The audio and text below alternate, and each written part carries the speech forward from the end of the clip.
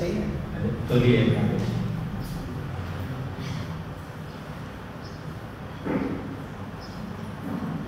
తరతరాలుగా పరంపరగా మనకు తెలిసినంత వరకు భారతదేశము ఒక ఆధ్యాత్మిక పరంపర దేశం. ప్రధానంగా సెకండరీ అంటే గౌడంగా రకరకాలుగా ఉండొచ్చు, కానీ మన మహర్షులు, మన పూర్వీకులు, మన గ్రంథాలు ప్రాథమికంగా ప్రధానంగా బోధించేది ఆత్మోన్నతి గురించి. మిగతా శారీరకోన్నతి అవన్నీ తర్వాత. అయితే ఆత్మోన్నతి కావాలంటే ఆత్మ శరీరం లేకుండా ఏమీ చేయదు.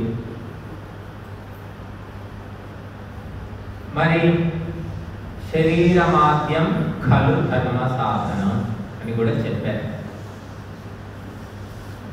శరీరం అనే నౌక సరిగ్గా ఉంటేనే మనము సంసార సాగరాన్ని దాటుతాం. ఆ దాటించే నావికుడు ఆత్మ. ఆత్మ అనే నావికుడు శరీరం అనే నౌకతో ఈ సంసార సాగరాన్ని దాటుతాడు. శరీరము ఎలా ఉంది, ఏం జరుగుతుంది, దేనితో తయారైంది, దీన్ని దేనికి వాడుతున్నాం, ఎంతమందికి అవగాహన ఉందో ఆలోచిస్తే ఎవరికి ఉన్నట్టు కనిపించట్లేదు. అన్నమయం హి సౌమ్యమనః ఆపోమయ ప్రాణః తేజోమయి వాక్. మనస్సు అన్నమయము అని చెప్తున్నాయి శాస్త్రాలు. స్థూలము శరీరము, సూక్ష్మము మనస్సు. మరి ఆ అన్నాన్ని పరబ్రహ్మగా వేదాలు ఉపనిషత్తులు చెప్తున్నాయి. మరి అన్నం పరిస్థితి ఏమిటి? ఇప్పుడు అన్నం ఎలా ఉంది? అన్నం న నింద్యా తద్వ్రతం, అన్నం న పరిచక్షీత తద్వ్రతం, అన్నం బహుకుర్వీత తద్వ్రతం అని ఉపనిషత్తులు చెప్తున్నాయి.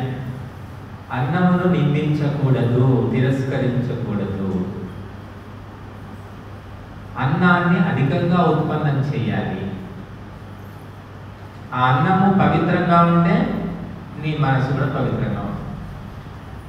ఈనాడు ఈ అపవిత్రమైన మనస్సు చేస్తున్నటువంటి చిత్ర విచిత్రమైన లీలలు మీరు పేపర్లో వార్తల రూపంలో చూస్తున్నారు, వ్యవహారాల రూపంలో కూడా చూస్తున్నారు. పైన పటారం లోన లొట్టారం. ఎందుకు అంటే అపవిత్రమైన ఆహారం తింటున్నాం. ఎక్కడి అపవిత్రం ఆహారం? మేము కష్టపడి చెమటోడ్చి ధర్మంగానే సంపాదిస్తున్నామండి, అపవిత్రం అంటారేంటి అంటారేమో. భూమాత అపవిత్రమైపోయింది. పంటలు పండించడానికి ఎరువులు, ఫెర్టిలైజర్లు, పురుగుల మందులు, ఇది ఎంత చెత్త వేయాలో అంత వేస్తున్నాం. విషం. ఆహారం తిన్నటువంటి భారతీయులు ఈనాడు చిత్ర విచిత్రంగా ప్రవర్తిస్తున్నారు. తల్లి కొడుకు ఎలా ఉండాలో చెప్పవలసి వస్తుంది. భర్త భార్య ఎలా ఉండాలో చెప్పవలసి వస్తుంది. చెప్పినా కూడా అర్థం కావట్లేదు. గురువు శిష్యుడు మర్యాదలు ఉన్నాయా చెప్పండి? రాజు ప్రజలు, అత్త కోడలు, ఎక్కడ మర్యాద కనిపించట్లేదు. కనబడ్డ చోట పై లోతుకెళ్తే అది కూడా ఉండదు. కొంతమంది నటిస్తున్నారు మర్యాద కాపాడుకోవడానికి. ఎందుకు ఇలా జరుగుతుంది? ఎవరు ఆలోచించట్లేదు. భారతదేశంలో ఉమ్మడి కుటుంబాలు, సమష్టి కుటుంబాలు ఉండేవి. ఇప్పటికీ ఎక్కడో ఉన్నారు తక్కువ మంది. ఇంట్లో 20 మంది ఉండేవాళ్ళు. కుటుంబ జీవితం అంటే అది లింగు లిట్టుకు, న్యూక్లియర్ ఫ్యామిలీ.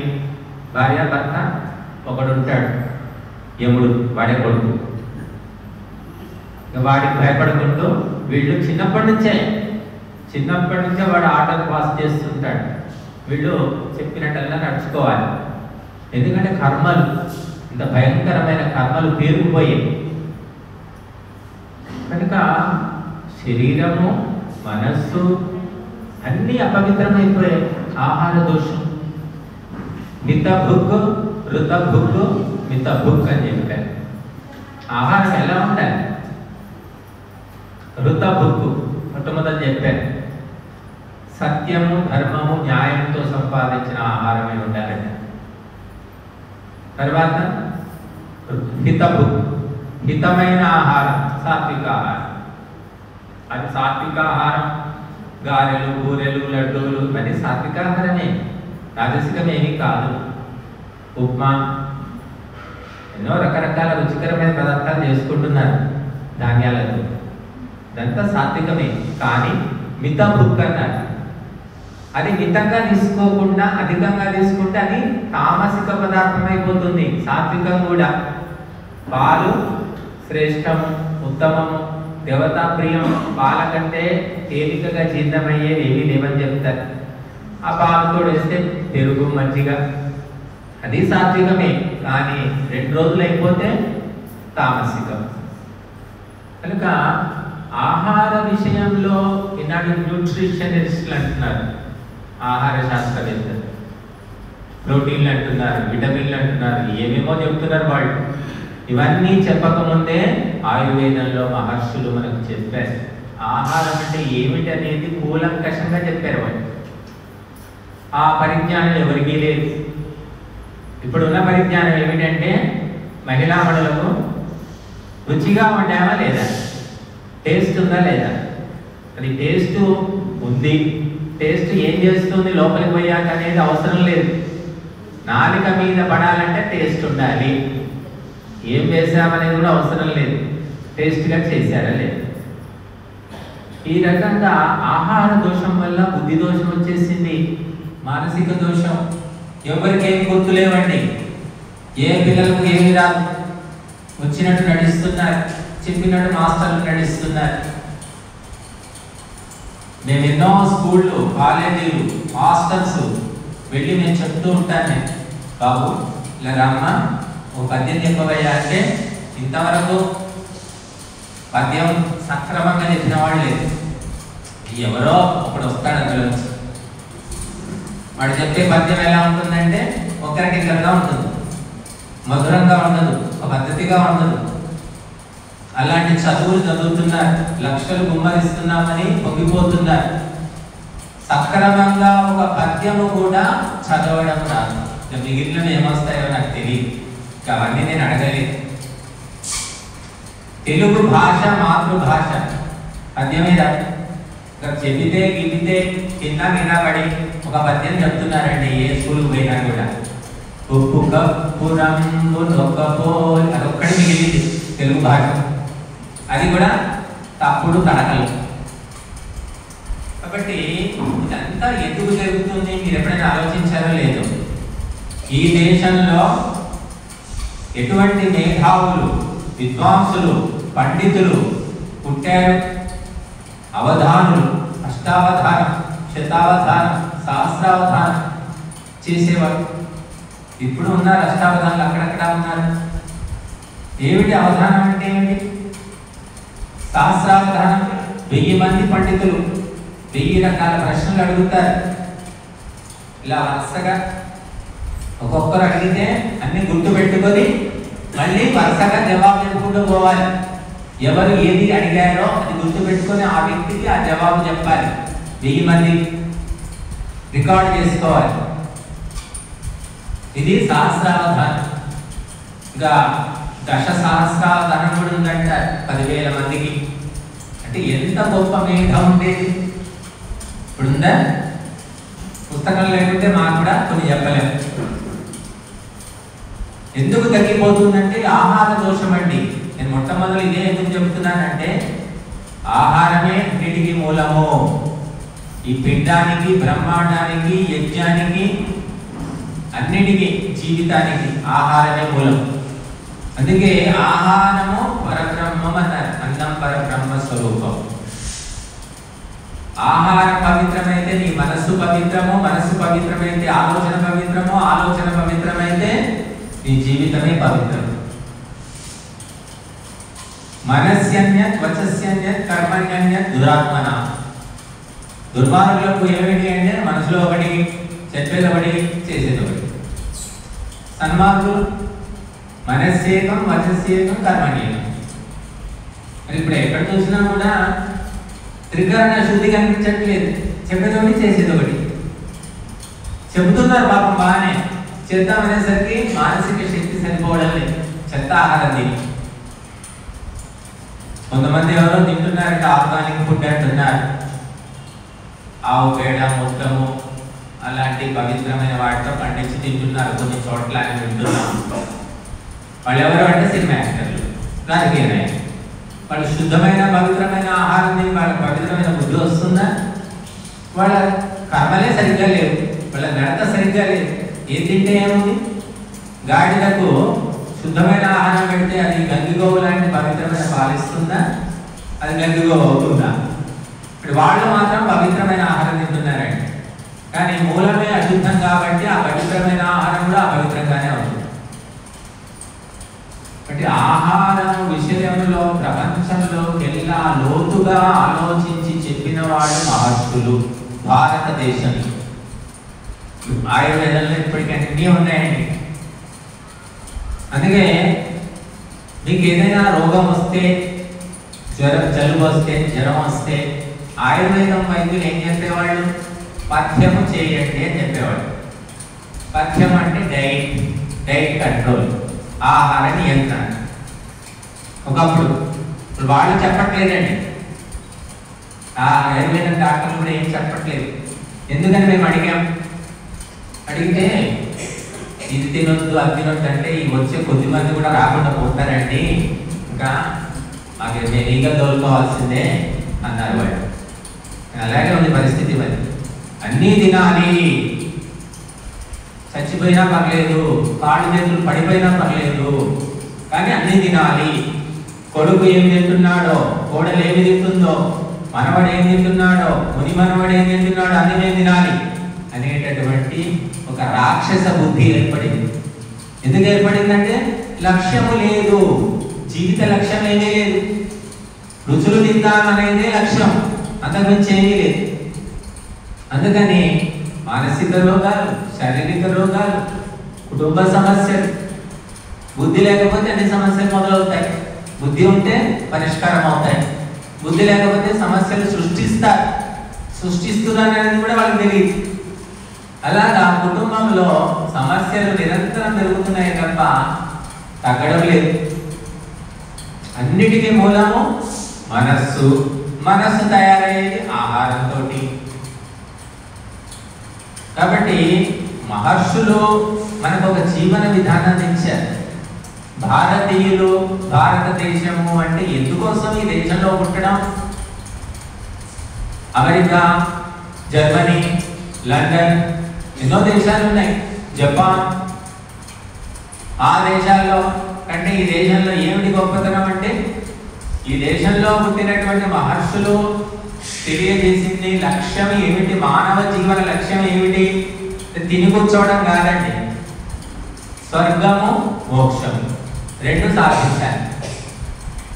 రెండు సాధించడం కోసము మానవ జన్మ అని తేల్చి చెప్పారు వాడు.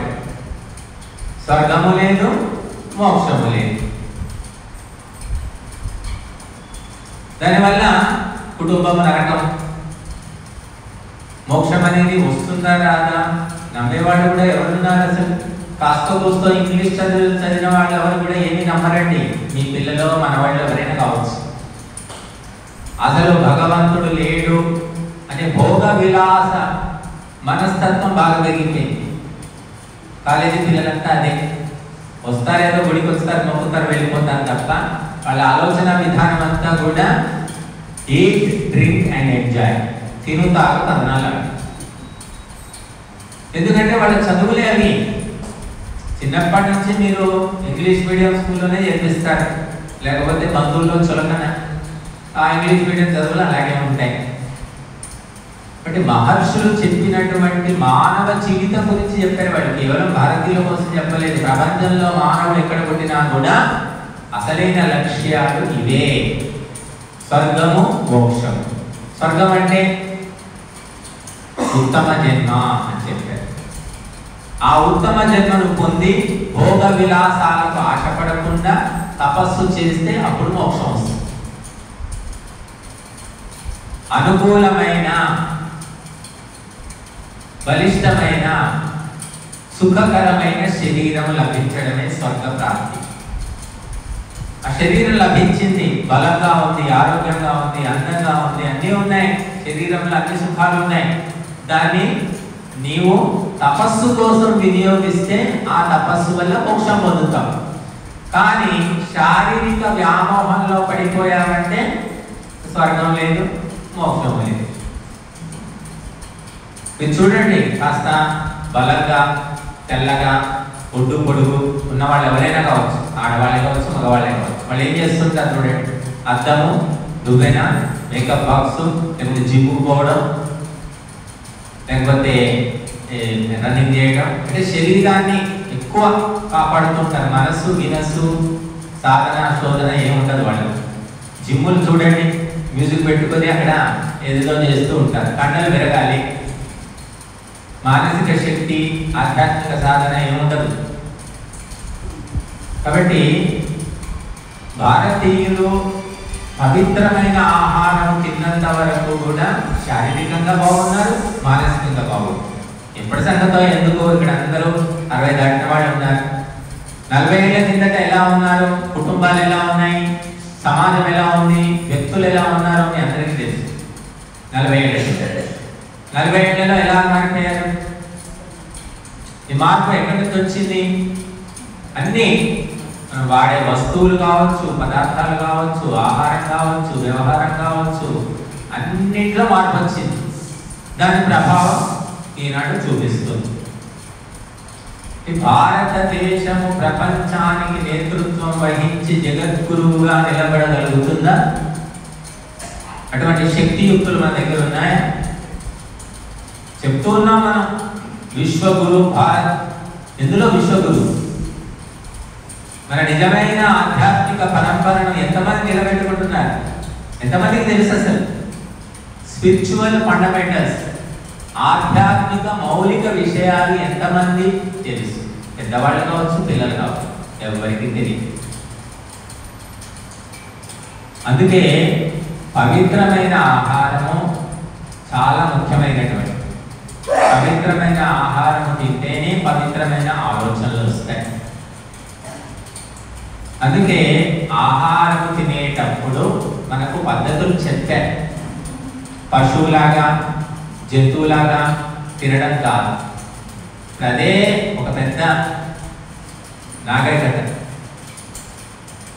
కనుక ఉపనిషత్తులు, శాస్త్రాల్లో చూస్తే ఆయుర్వేదంలో కూడా స్పష్టంగా చెప్పారండి. ఆయుర్వేదం వేరే ఏం కాదు, వేదానికి ఉపవేదమే. మనిషి 100 ఏళ్ళు బ్రతకాలి, శతాయువై పురుష. ఎందుకు బతకాలి? ఎవరికి లేదండి బతకాలని. యూత్ అయితే అసలే లేదు వాళ్ళకి. యువతి యువకులకైతే ఎంజాయ్ చేయాలి, చావాలి, ఇంతకుమించి వాళ్ళు ఏం చెప్పరు. ఎందుకు బతకాలో మనకు అంటే ధర్మ, అర్థ, కామ, మోక్షాలు సాధించాలి. ఎక్కువ కాలం బ్రతికితేనే సాధించగలుగుతాం. చాలా మంది మాకు లక్షలు, కోట్ల ఆస్తులు కావాలని కోరుకునే వాళ్ళు ఉన్నారు. దానికి అందుకొంతే ఉండదు. ఇళ్ళు, వాకిళ్ళు, నగలు, పొలాలు, గుండ్రలు, ఇన్నే లెక్క ఏముండదు. ఎంత వస్తే అంత. ఆయుష్ మాత్రం ఏమవుతుంది, ఎక్కువ బతకాలని లేదండి అంటే. మరి ఎక్కువ బతకాలని లేనప్పుడు దాన్ని ఎందుకు సంపాదిస్తున్నాం అంటే జవాబు ఉండదు. మెట్ట వేదాంతం చెప్తూ ఉంటారు. కనుక వేదము శతాయువై పురుష, 100 ఏళ్ళు ఆయురారోగ్యాలతో బ్రతికి వీటిని సాధించి ఉత్తమ జన్మలు పొందుతూ క్రమంగా మోక్షాన్ని పొందాలి. బహూనాం జన్మనామంతే జ్ఞానవానాం ప్రపద్యతే అని గీతలో మనం విన్నాం. అనేక జన్మలు గడిచిన తర్వాత జ్ఞానవంతుడు, బుద్ధిమంతుడు వాడు భగవంతుని పొందుతాడు. అంటే ఒక్కొక్క జన్మలో కొద్ది కొద్దిగా మెల్లిమెల్లిగా మన బుద్ధిని, సంస్కారాన్ని, సాధనను పెంపొందించుకుంటూ, అంటే స్కూల్లో ఏ విధంగా ఒక్కొక్క తరగతి పాస్ అవుతూ ఎంఏ వరకు చేరుతామో అది ఒక రోజులో అయ్యే పని కాదు కదా. 14 ఏళ్ళు 15 ఏళ్ళు పడుతుంది స్కూల్ నుంచి కాలేజ్, కాలేజ్ నుంచి యూనివర్సిటీకి పోవడానికి. అలాగా అనేక జన్మలు తప్పవన్నమాట ఉన్నత స్థితికి, మోక్ష స్థితికి చేరడానికి అని చెప్తుంది. మనం తొందరగా తెచ్చిపోతాం, బతికేం లాభం లేదు, ఇలా ఆలోచిస్తూ. అంటే యువత కూడా అలాగే ఉంది. వృద్ధులంటే ఏదో అనుకోవచ్చు, కానీ యువతరంలో పాజిటివ్నెస్ చాలా తక్కువగా ఉంది, సానుకూల ధోరణి అంట. బట్టి శరీరాన్ని మనం కాపాడుకోవాలి అంటే మనసు బాగుండాలండి. శరీరం బాగుంటే సరిపోదు. శరీరం బాగలేకపోయినా మనసు బాగుంటే మనం ముందుకు వెళ్తామండి. ఎన్నో ఉదాహరణలు ఉన్నాయి. నావికుడు నావా అని చెప్పుకున్నాం. నావ సరిగ్గా లేదండి, నావికుడు కూడా దాటి వెళ్ళడా? చెప్పండి. సంకల్పం ఉంటే వాడు చక్కగా ఈదుకుంటూ తిప్పలు పడి తెప్ప పట్టుకొనో ఎలాగో ఒకలా దాటుతాడు వాడు. రైల్లో వెళ్ళాలి, రైళ్ళన్నీ క్యాన్సిల్ అయిపోయాయి. బస్సు ఎక్కాం, బస్సు టైం పంచర్ అయిపోయింది. లారీ ఎక్కాం, లారీ కూడా ఆగిపోయింది. వెళ్ళమా? When there is a will there is a way. మనసుంటే మార్గం ఉంటుంది. వెళ్ళాలనుకున్న గమ్యానికి సంకల్ప శక్తిని బట్టి వెళతాడు. అసలు వెళ్ళొద్దు అనుకున్న వాడికి పుష్ప విమానం ముందుకు వచ్చినా వాడు వెళ్ళడు. వెళ్ళాలనే ఆలోచన లేదు కాబట్టి. మీరంతా ఎందుకు వచ్చారు? ఏ ఆశ పెడితే వచ్చారు? ఏ లంచం ఇస్తే వచ్చారు? టైం 5:30 వచ్చేసారు.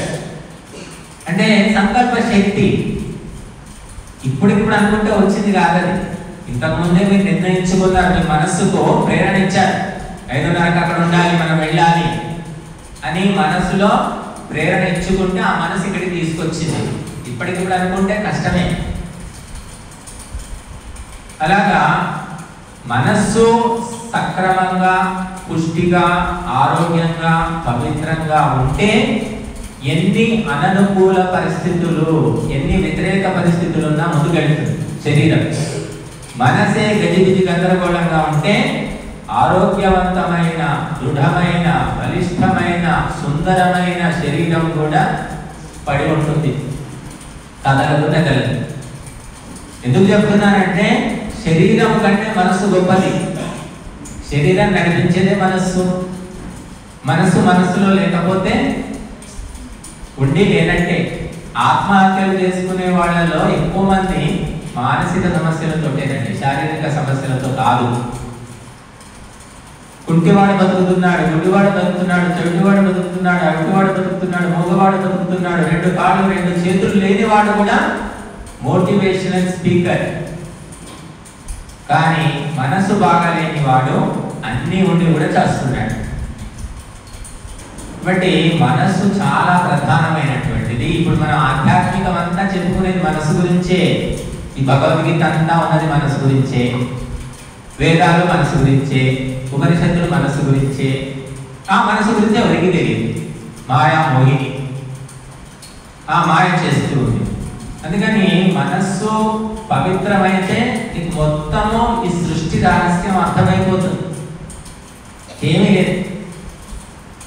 కాబట్టి శుద్ధమైన ఆహారం అని పదే మనకు చెప్పారు. ఆహార విషయంలో ఎవరు నియమాలు పాటిస్తున్నట్టు మాకు అనిపించట్లేదండి. సూక్ష్మంగా రాజసిక ఆహారం, తామసిక ఆహారం, సాత్విక ఆహారం చెప్పారు. ఏమిటి, ఏ ఆహారం తింటే ఎటువంటి గుణాలు వస్తాయి, ఎటువంటి ఆలోచనలు వస్తాయి, ఎటువంటి స్థితిగతులు కలుగుతాయి కూడా చెప్పారు మహర్షులు. గీతలో కూడా ఉంది. ఆహారమే ఆయుష్ సత్వ బలారోగ్య సుఖ ప్రీతి వివర్ధన ఆహార సాత్విక క్రియా దుఃఖ శోక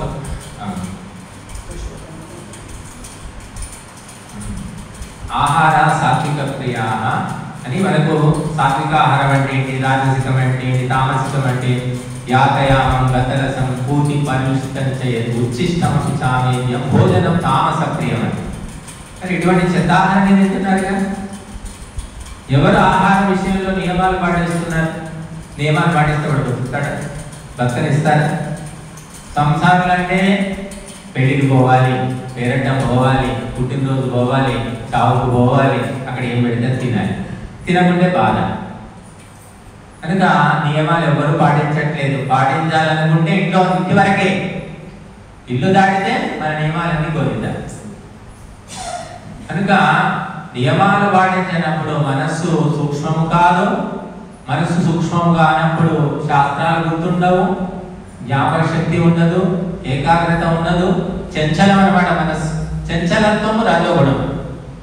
అందుకే చంచలం హి మన కృష్ణ ప్రమాది బలవదృఢం తస్యాహం నిగ్రహం మన్యే వాయోరివ సుదుష్కరం మన. బట్ ఈ మనస్సు చంచలము, మొదటే చంచలం, దాని స్వభావమే చంచలం ఉంది. ప్రమాది, ప్రమాదాలు చేస్తూ ఉంటుంది. యాక్సిడెంట్, ప్రమాదం అంటే అసలు ఆలస్యం అని అర్థం, అసలు లేట్నెస్. బలవత్, అత్యంత బలవంతమైనటువంటిది. దృఢం, దృఢమైనటువంటిది.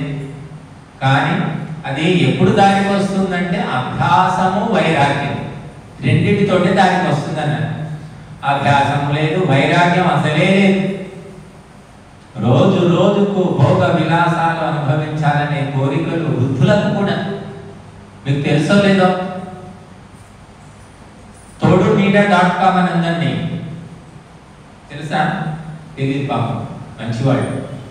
వాళ్ళు ఏంటంటే తోడునీడ, భర్త చచ్చిపోయిన భార్య, భార్య చచ్చిపోయిన భర్తలకు పెళ్లిళ్ళు చేస్తారు.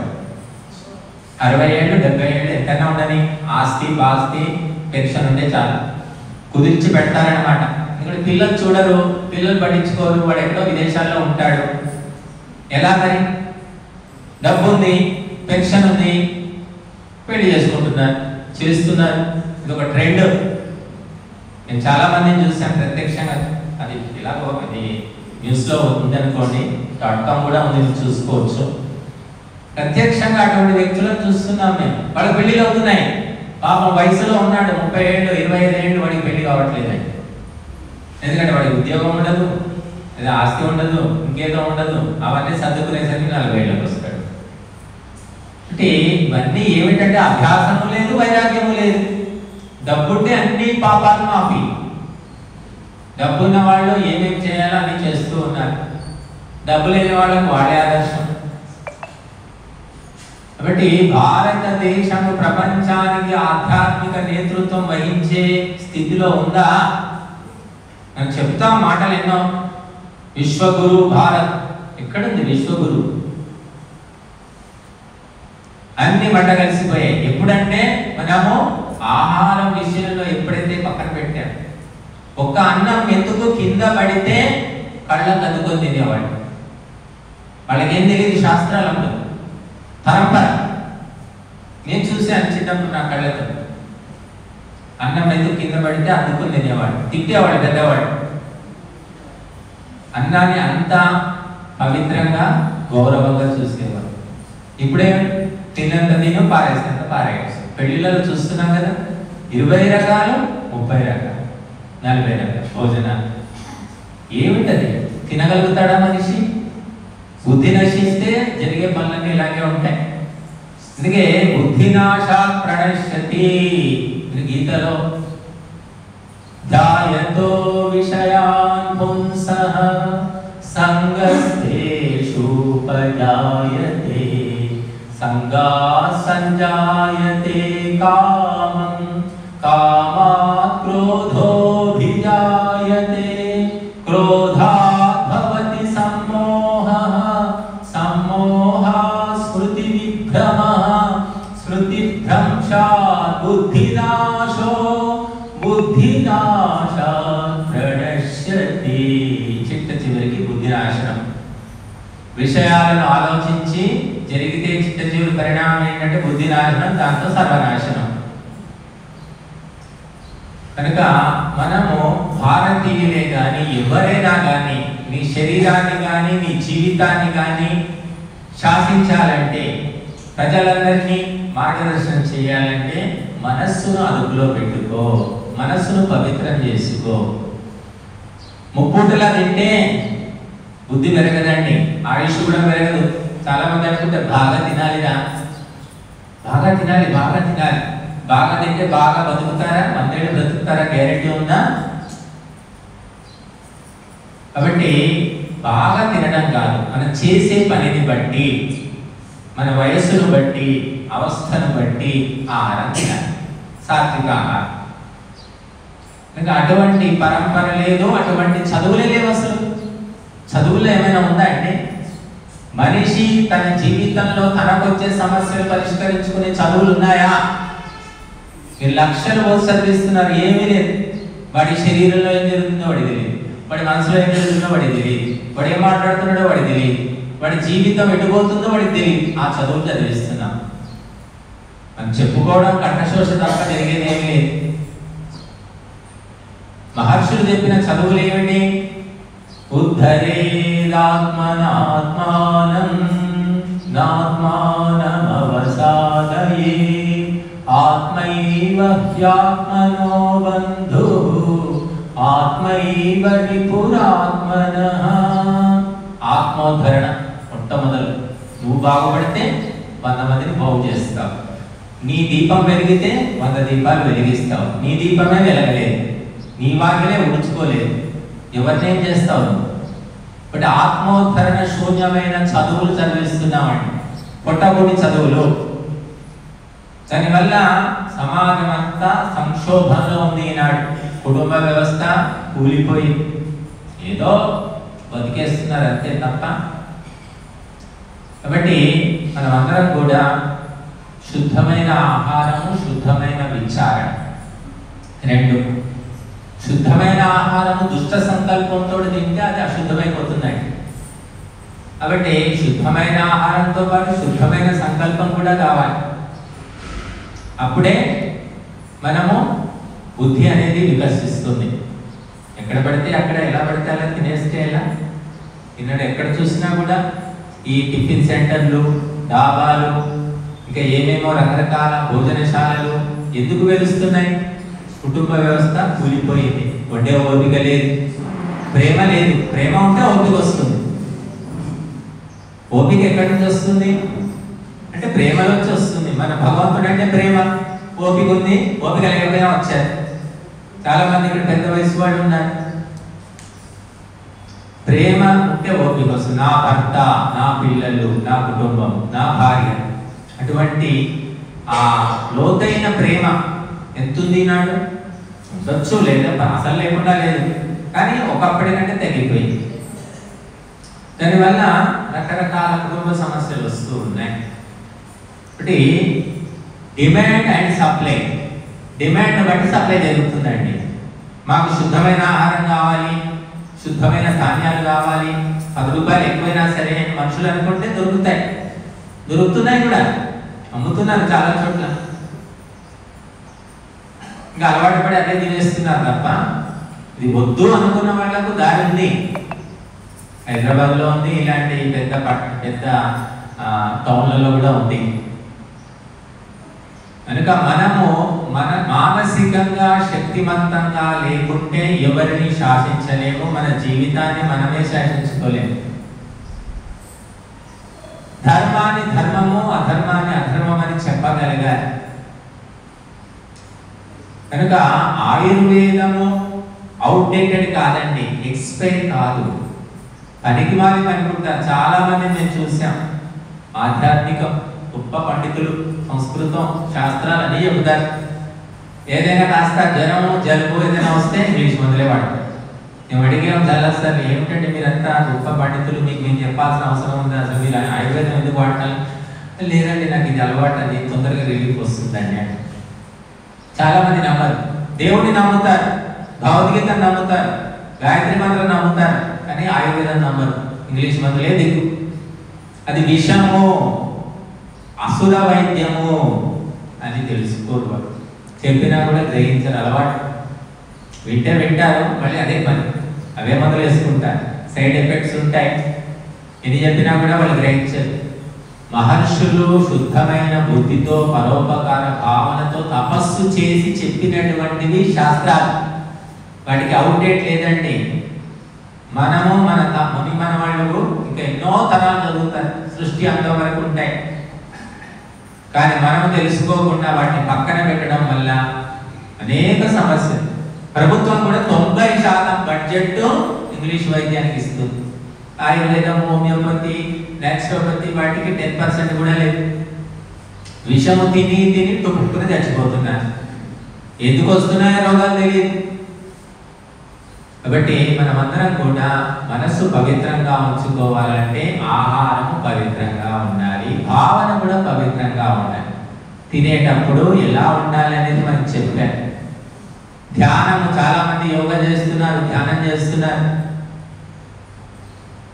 అక్కడ బాగానే మౌనంగా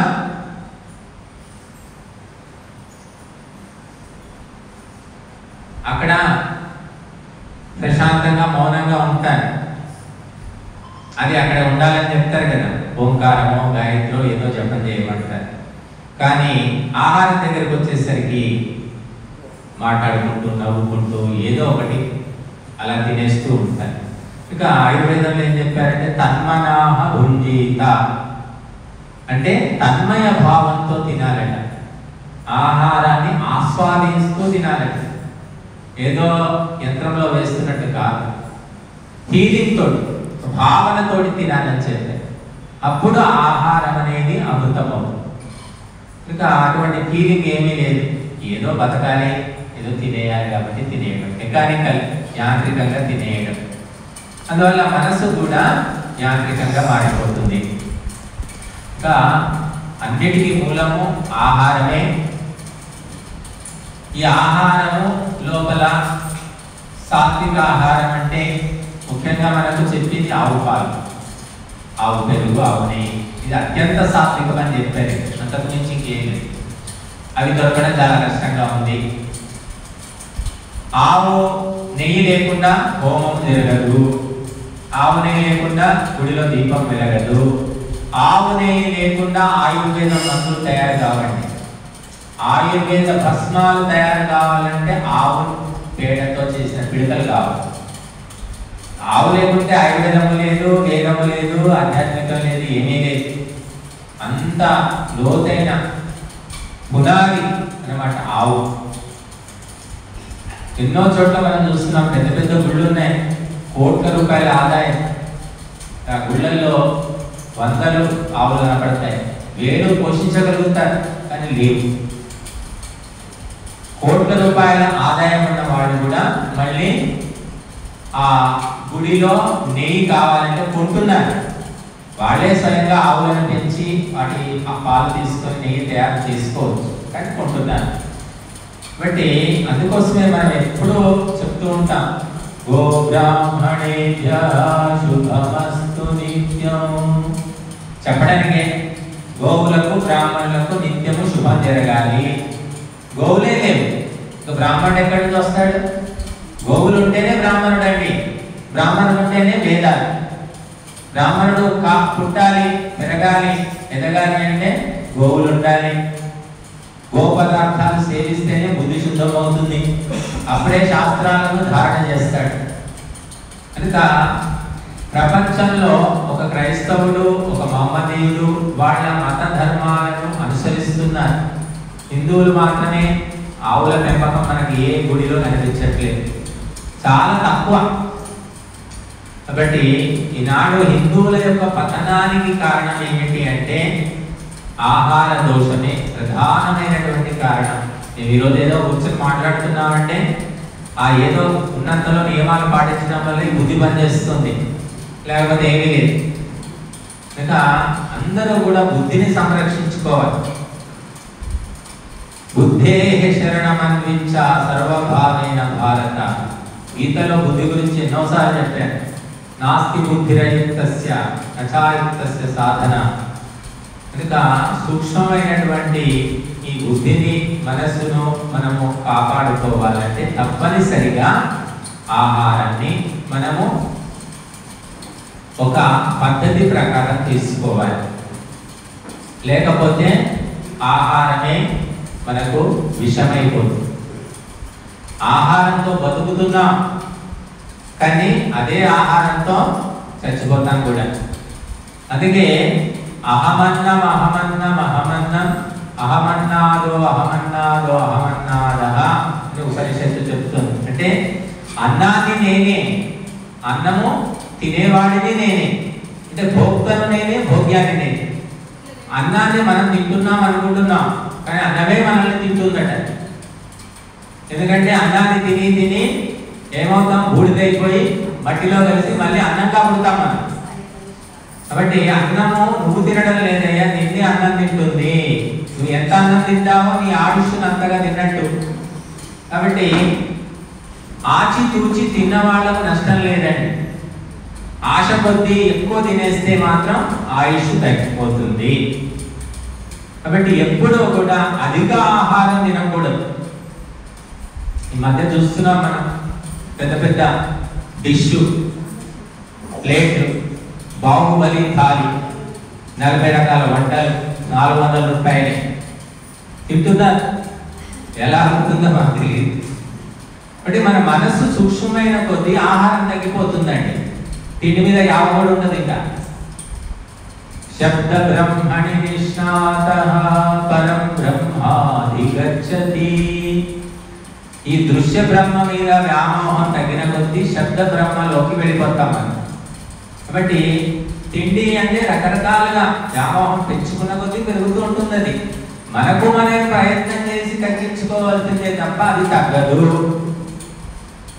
ఎంత తింటే ఇంకంతా పెరుగుతూ ఉంటుంది కోరికలు. కాబట్టి మనము ఆహారంలో మొట్టమొదటి అందుకోసమే ఏం చెప్తాం మనం, ఆధ్యాత్మికం అంటే చాలా కష్టం. బొట్టు పెట్టుకోవడం తేలిక, టైటిల్ కట్టుకోవడం తేలిక, రుద్రాక్షలు వేసుకోవడం తేలిక, ఏదో రంగు బట్టలు వేసుకోవడం తేలిక. కానీ ఆధ్యాత్మిక ఆచరణ కష్టం. వేషం వేసుకోవడం పెద్ద కష్టమేం కాదండి. ఎందుకో కష్టం అంటే ఆహారంతోటే ఆచరణ. సాధువులు ఆచితూచి తింటారు, వాళ్ళ లెక్క పత్రం వేరుంటుంది. సంసారంలో కొన్ని విచిత్రంగా అనిపిస్తూ ఉంటుంది. మా దగ్గర చాలా మందికి తెలుసు అనుకుంటాను, సుబ్బారావు గారని డాక్టర్ గారు, ఇప్పుడు 85 ఏళ్ళు ఉంటాయి. 35 ఏళ్ళుగా ఆయన ఉత్త పాలు, నీళ్ల పాలు రోజు కప్పు కూడా తాగుతాడు, తాగి బతుకుతున్నాడు. ఆయన 50 పుస్తకాలు రాశారు, ఇంకా రాస్తూనే ఉన్నారు. నీళ్ల పాలు తాగి మరి 35 ఏళ్ళ నుంచి బతుకుతున్నాడు. ఇప్పుడు అప్పుడో పోతాడని అందరూ అనుకుంటున్నాం, పోవట్లేదైనా. ఎందుకంటే పరిమితమైన ఆహారం. కాబట్టి మనము ఆహారాన్ని ఆలోచించి జాగ్రత్తగా తీసుకోవాలి. ఏది దొరికితే అది రుచిగా ఉంది అని తినకూడదండి. తినడం వల్ల ఇటుపక్క అనారోగ్యము, సమస్యలు. ఒకప్పుడు ఏమి రాకపోయేది, ఎంత తిన్నా పని చేసేవాడు. ఇప్పుడు తినడం తప్ప పని ఏమీ లేదు. అందువల్ల శారీరక రోగాలు, మానసిక రోగాలు, రకరకాలైనటువంటి రోగాలు ప్రకోపిస్తున్నాయి తత్వాలు. కాబట్టి అన్నము పరబ్రహ్మ తత్వము అని చెప్పింది మనము ఇంత మాటలు కాదండి. ఎందుకంటే అన్నము మనస్సు అయిపోతుంది, ఆ మనస్సే పరబ్రహ్మ తత్వాన్ని సాక్షాత్కారింప చేసుకుంటుంది. మనస్సు శుద్ధమైనప్పుడు ఆ శుద్ధమైన మనస్సులో ఆ పరబ్రహ్మ తత్వము అలవడు. మనసు అశుద్ధం అంటే పరబ్రహ్మ తత్వం అలవడు. కాబట్టి మనసు శుద్ధం కావాలంటే ఆహారం శుద్ధం కావాలి. అందుకే అన్నం పరబ్రహ్మ స్వరూపం అని చెప్పిన దానికి అర్థం అది. కాబట్టి మీరందరూ కూడా కాస్తో కూస్తో ఆధ్యాత్మిక వాసన ఉంది, వస్తున్నారు, వింటున్నారు, వెళుతున్నారు.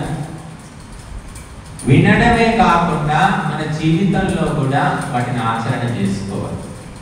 శ్రవణాయాపి బహుభిర్యో న లభ్యః శృణ్వంతోపి బహవో యన్న విద్యుః ఆశ్చర్యోస్య వక్తా కుశలోస్య లబ్ధా ఆశ్చర్యో జ్ఞాతా కుశలానుశిష్టః అన్నారు కఠోపనిషత్తులు. అంటే ఈ ఆధ్యాత్మిక విషయాలు వినడానికి కూడా చాలా మందికి దొరకబట్ట. అసలు విందామంటే మీరు ఏ చెట్టు కిందనో, లేకపోతే రక్షపండి దగ్గర, ఏ హోటల్లోనో, చౌరస్తా దగ్గర కూర్చుంటే వినబడే మాటలు కావివి. ఒక ప్రత్యేక ప్రదేశంలో ప్రత్యేకమైన వ్యక్తులు ప్రత్యేక సందర్భంలోనే అవుతారు. బట్ వినడానికి కూడా దొరకవి మాటలు. పెళ్లిలో, పేరంటాల్లో, లేకపోతే ఇంకేదో కార్యక్రమాల్లో వెళితే ఏదేవో లౌకిక విషయాలు మాట్లాడతారు, ఆధ్యాత్మికం ఉండదు. బట్ చాలా విశేషమైన ప్రదేశంలో విశేష వ్యక్తులే చెప్తారు. ఎప్పుడు పడితే అప్పుడు వింటామంటే దొరకదు. కాకపోతే యూట్యూబ్లో వెళితే వినొచ్చు అనుకోండి. శృణ్వంతోపి బహవో ఎన్న విద్యు, వింటుంటారు పాపం. టెన్షన్గా వస్తారు కొందరు. 20 ఏళ్ల నుంచి ఆయన వస్తున్నారండి. ఇప్పుడు కార్యక్రమం అంటే చాలు 10 నిమిషాలు ముందే ఉంటాడు, వింటూ ఉంటాడు పాపం. కానీ ఏమీ తెలియదు పాపం, నెత్తికి ఏమీ ఎక్కదు. వినడమే, ఈ చెవిలోంచి విని ఆ చెవిలోంచి వదిలేస్తాడు. ఎందుకంటే అక్కడ లేదు బుద్ధిలో. కాబట్టి వస్తాడంటే శ్రద్ధ ఉంది కానీ ఏమిటి ఆయనకి ఏం తెలియదండి అంటుంటారు. అలాంటి వాళ్ళు ఉంటారు. ఆశ్చర్యోస్య వక్త, చెప్పేవాడు ఆశ్చర్యకరం. కుశలోస్య లబ్ధ, దీన్ని పొందినవాడు అత్యంత సమర్థుడు, నేర్పరి. ఆశ్చర్యో జ్ఞాత, దీన్ని తెలుసుకున్నవాడు కూడా అత్యంత ఆశ్చర్యకరమైన వ్యక్తి. ఏమిటంటే ఆధ్యాత్మికంగా వచ్చేది లేదు, చచ్చేది లేదు, కూడబెట్టేది లేదు, దాచిపెట్టేది లేదు. ఏముంది? అంతా శూన్యం. ఆధ్యాత్మికం చూపించేదా? కళ్ళకు కనబడేదా? ఇంద్రియాలకు తెలిసేదా? చేత్తో పట్టుకునేదా? కాలుతో తన్నేదా? ఏమీ లేదు. ఉన్నట్టు అనిపిస్తుంది, కనబడదు. లేనట్టు అనిపిస్తుంది, మళ్ళీ ఉంటుంది. ఇంకా ఆధ్యాత్మిక విషయాలు జిజ్ఞాసులకు తప్ప ఇతరులకు తెలియవు, అర్థం కావు. తలనొప్పి వస్తుంది, నిద్ర వస్తుంది. కొంతమంది నిద్రపోతారు బాబు. ఆధ్యాత్మిక కార్యక్రమాలు అంటే మా దగ్గర మేము హోమ కార్యక్రమాలు అవి చేస్తుంటాం, మంత్రాలు చదువుతుంటే నిద్రపోతూ ఉంటారు. సర్లే, అంత మాత్రము వాళ్ళకు శాంతి దొరుకుతుందంటే సంతోషం. ఇంట్లో నిద్రపోవడానికి కుదరదేమో మరి. కాబట్టి ఆధ్యాత్మికము నిద్ర పుచ్చుతుంది, నిద్ర లేపుతుంది కూడా. కనుక మనము ఆహార విషయంలో నేను ప్రత్యేకంగా ఎందుకు చెప్తున్నానంటే, యోగా చేస్తున్నారు చాలా మంది. యోగా మాస్టర్లు కూడా చాలా మందిని చూశాను నేను. యోగా చేస్తారు, తింటున్నారు. ఆహార నియమం ఏమీ లేదు, యోగా వరకే. దానివల్ల కూడా ఏముంటుంది?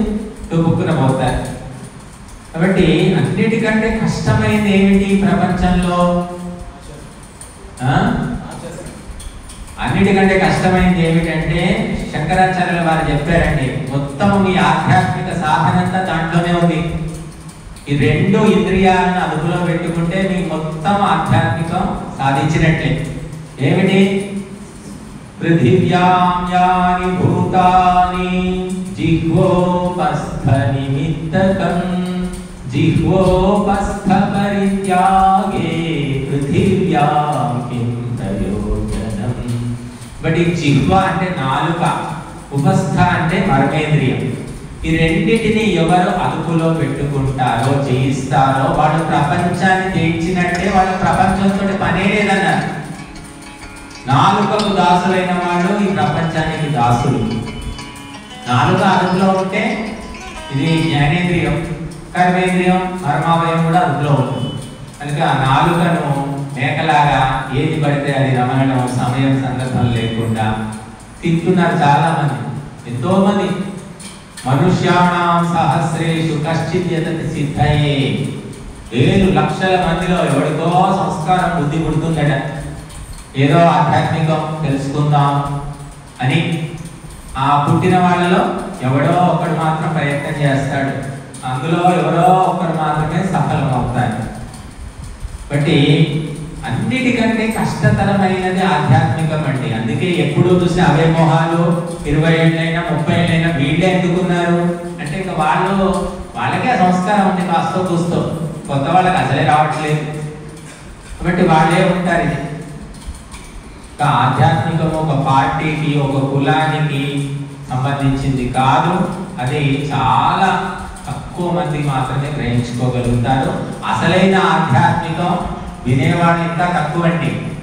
ఆధ్యాత్మికం పేరుతో ఈనాడు వ్యాపారాలు, మోసాలు, మాయలు ఎన్నో చేస్తున్నారు. దానికి బాగా డిమాండ్ ఉందనుకోండి. ఈ నిజాలు చెప్తే నిజమైన ఆధ్యాత్మికం చెప్తే వచ్చేవాళ్ళు తక్కువ, కాకపోతే ఈరోజు చాలా మంది వచ్చారు మరి. బట్ నిజమైన ఆధ్యాత్మికం ఏం చేస్తుందంటే మన వ్యక్తిత్వాన్ని తీర్చిదిద్దుతుంది, మన మనస్సును బాగు చేస్తుంది, మన జీవితాన్ని చక్కదిద్దుతుంది. ఎన్నో రకాల లాభాలు. మీరు ఏ సాధన చేయకపోయినా సరే ఆధ్యాత్మిక విషయాలు తెలుసుకుంటున్న కొద్దీ సహజంగానే ఒక మార్పు వస్తుందండి. తెలుసుకోవడం చాలిగా, సాధన చేస్తే ఇంకెటు పోతామో తెలియదు. కేవలం తెలియడం ద్వారా ఆ కుటుంబంలో ఆ వ్యక్తి ఒక ప్రత్యేకతను సంతరించుకుంటాడు. అతని జీవితం కూడా ప్రత్యేకంగా ఉంటుంది. అందరూ ఒక దారి, ఆ ఒక్కరు ఒక దారిలో ఉంటారు. కనుక ఆహారాన్ని మనము ముఖ్యంగా బయట ఎక్కడ పడితే అక్కడ తినకుండా, ఎందుకంటే ఈనాడు మనుషులు విచిత్రమైన సంస్కారం లేని మనుషులు ఉన్నారు. నేను ఒకప్పుడు చూసేవాడిని, పెళ్లి కానీ పేరంటం కానీ అయితే వంట చేయడానికి వంటవాడు వస్తే వాడు స్నానం చేసుకుని ఆ పొయ్యిని అలికి బొట్టు పెట్టి వంట చేసి ఆ పాత్రకు కూడా బొట్లు పెట్టి ఒక కొబ్బరికాయ కొట్టి పవిత్రంగా చేసేవాడు. ఇప్పుడేమో ఎక్కడుంది పవిత్రత? క్యాటరింగ్. వాడు స్నానం చేస్తాడో తెలియదు, స్నానం చేయడం తెలియదు, వాడు ఏ రకంగా వండుతున్నాడో తెలియదు. ఆహారం తిని అందరి బుద్ధి భ్రష్టమైపోతుంది. హత్యలు, ఆత్మహత్యలు, ఇంకా ఏమేమి జరుగుతున్నాయని చెప్పడానికి వీలేదు. నేర ప్రవృత్తి పెరిగిపోయింది. బట్ పవిత్రమైన ఆహారం అనేది అందుకొస్తుంది. అందుకే ఆధ్యాత్మికంలో మొట్టమొదటి ఎంట్రన్స్ టెస్ట్ ఏమిటంటే ఆహార శుద్ధి. ఆహార శుద్ధి అంటే మనకు ఉపనిషత్తులో చెప్పారు, ఆహార శుద్ధో సత్వశుద్ధి, సత్వశుద్ధో ధ్రువా స్మృతి, స్మృతిలాభే సర్వగ్రంథీనాం విప్రమోక్షః. ఆహారం శుద్ధిగా ఉంటే మనస్సు శుద్ధమవుతుంది. మనస్సు శుద్ధమైనప్పుడు నీ యొక్క జ్ఞాపక శక్తి, మెమరీ పవర్ అనేది కూడా ధ్రువంగా నిశ్చలంగా ఉంటుంది. చంచలంగా మర్చిపోవడం అనేది ఉండదు. మర్చిపోవడం అనేది ఉండదు కాబట్టి పాపం అనేది చేయడానికి అవకాశం లేదు. పాపం ఎప్పుడు చేస్తామంటే వరపు ఉంటేనే చేస్తామండి.